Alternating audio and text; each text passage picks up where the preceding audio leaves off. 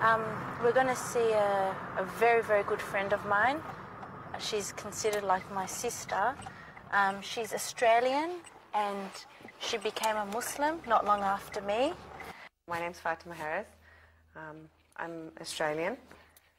I'm married to, his name is Haj Samir.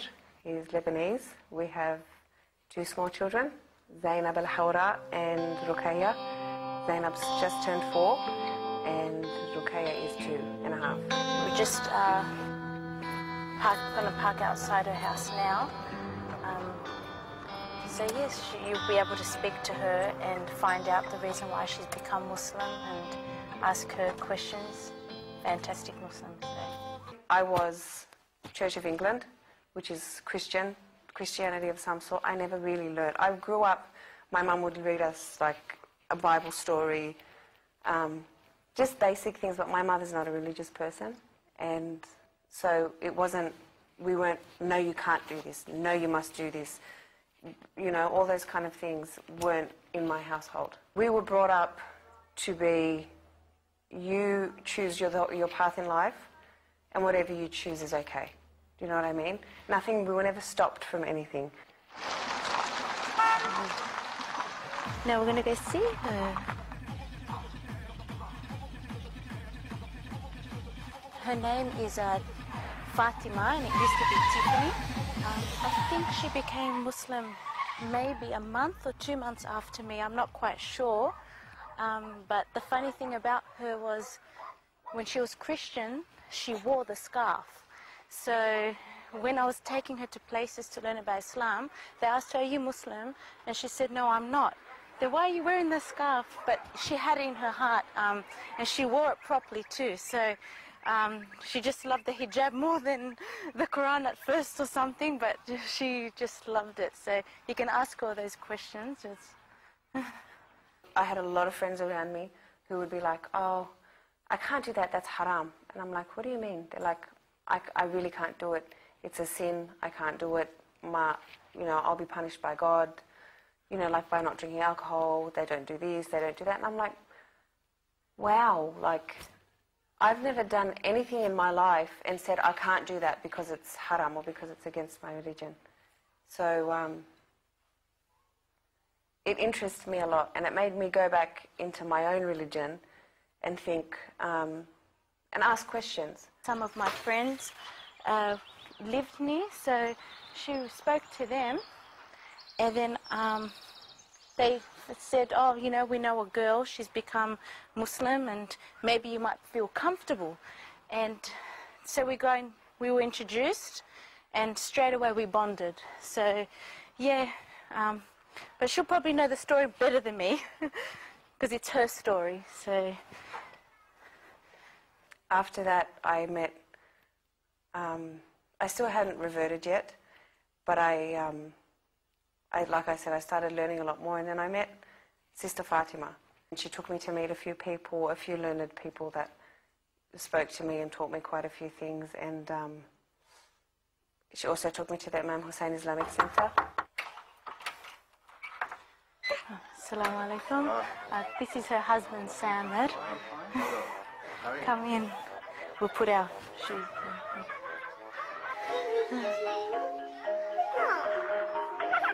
Salam, girls.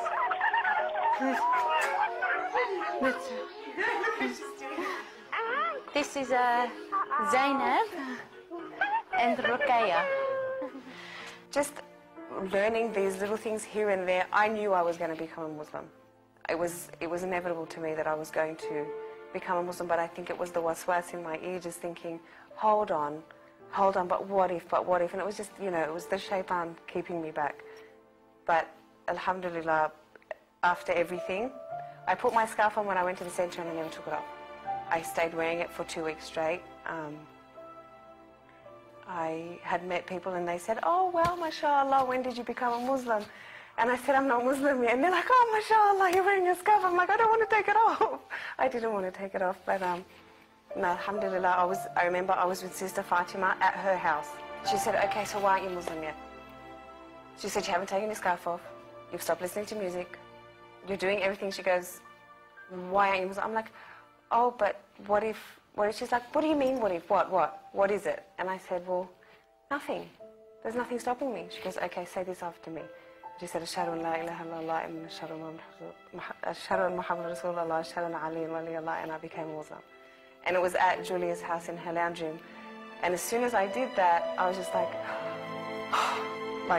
I was born again, do you know what I mean?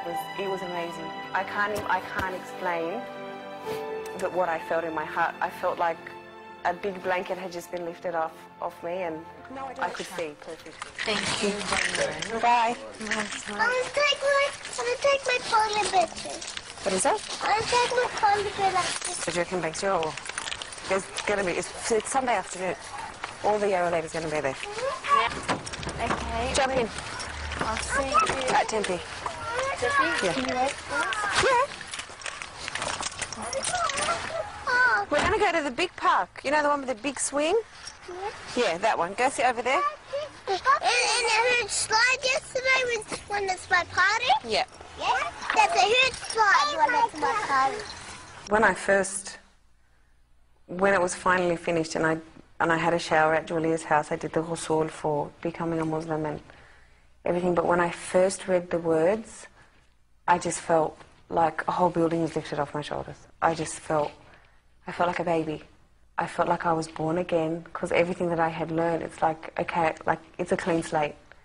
There's nothing on me right now, and I don't want to make any mistakes, do you know what I mean? When I was driving, I didn't want to speed because I didn't want to die, because I wanted to learn so many more things, and I just wanted to learn so much. I felt like I had gone into a whole new world that I had learned about before, but now I was a part of it. I was truly a part of it. So they were truly my beliefs, and I just wanted to learn more, and I wanted to learn how to pray. I couldn't wait to fast. I couldn't wait to, get scarves and do all these kind of things, do you know what I mean? After I became Muslim, it was the day of Eid al-Fitr. I got a phone call. My dad said to me, I don't want you to come home. And till this day, I don't know how my dad found out. I don't want to bring it up. That night, I didn't go home, and it was a week when I finally got home that my cousin came to the lady's house that I was staying at, and she was speaking to my father to try to calm him down. And during the time when my dad didn't know, I was actually hiding the hijab. So what I'll do is I would not practice hijab at home, because I was trying to hide it from my father. But if I wanted to go out anywhere, I'll get my friends to pick me up. I'll run to the car with a hood, and then I'll wear my hijab. That became very difficult. It affected when I did become Muslim. The faith and the strength I had, I didn't know where it came from. Because the day when I went to get my bags from my house, when my dad wasn't there, I was shocked. My mum was crying and saying to me, stay. And I respected her, but I still, no matter what, I would not disobey my God. They noticed the change in me, the respect I had for them. The way I spoke to them changed, because before I didn't, I used to say things to them that I didn't mean, but when I became Muslim, definitely they noticed the change in the way I was, and my dad congratulated me on my faith.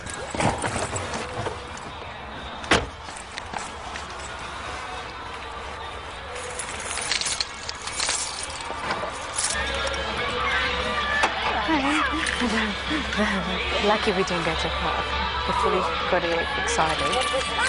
What channel this is? Come on. I didn't bring your bike today. They've changed it again. Yes, all the water shut off. I know, Habibi. I promise next time I'll bring your bike.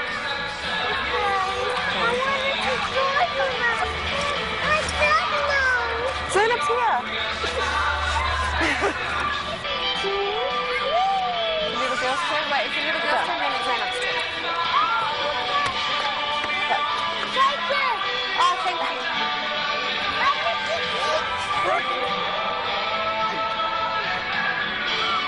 There you go. 1, 2, 3. Go. Do they have a turn? Cookie doesn't want to.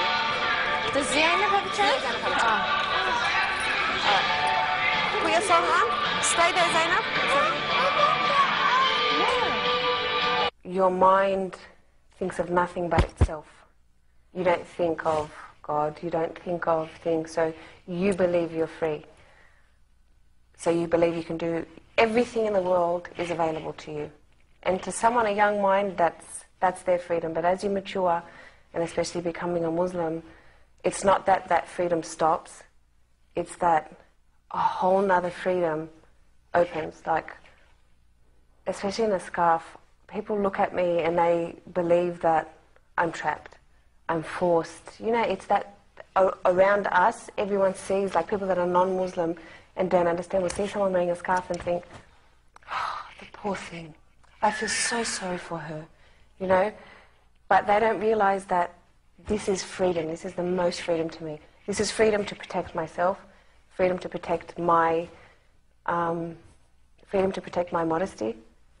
And I believe I have freedom in a way I've never had before. And I've only realized that since I became a Muslim.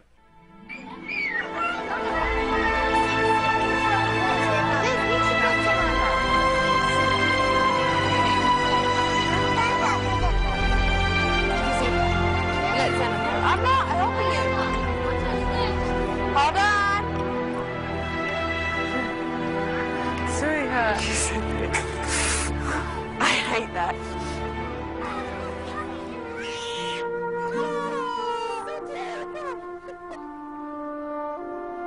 Where's your doggy? Where's your doggy? It's over here. Hurry up.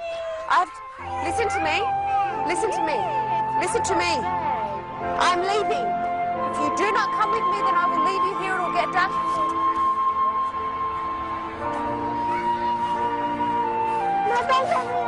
1, 2. Hold on to Mum. Hold on to Mum. Hold on to me.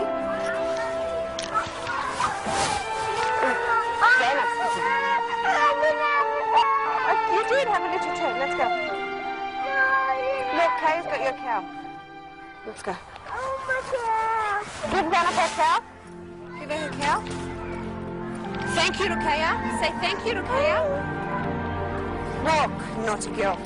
Come on, Cookie, yalla. Ruqayya. Ruqayya. Oh my God. It's not one, it's the other. What's photo? Zainab. Let's go, princess. Let's go. Teenage. Good girl.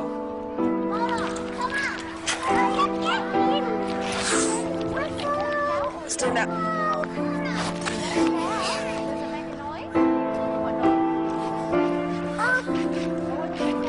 Let's go.